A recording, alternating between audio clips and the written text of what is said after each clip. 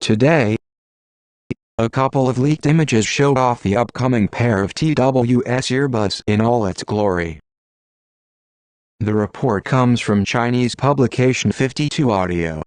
It states that although Apple has been a market leader in the TWS headphones category, its share has been declining year over year with the entry of new players in the sector.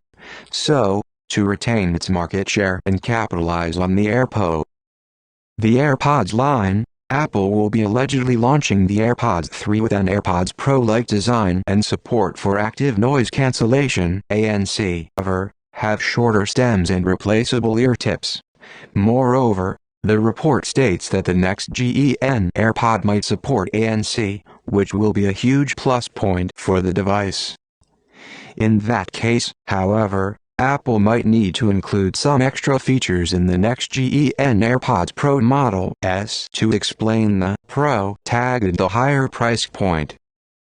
Coming to the charging case of the upcoming AirPods, as per the images, it is similar to the AirPods Pro case but not quite.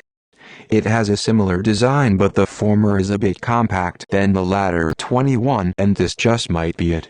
As per the report, the company is looking to launch the new AirPods sometime in the coming weeks.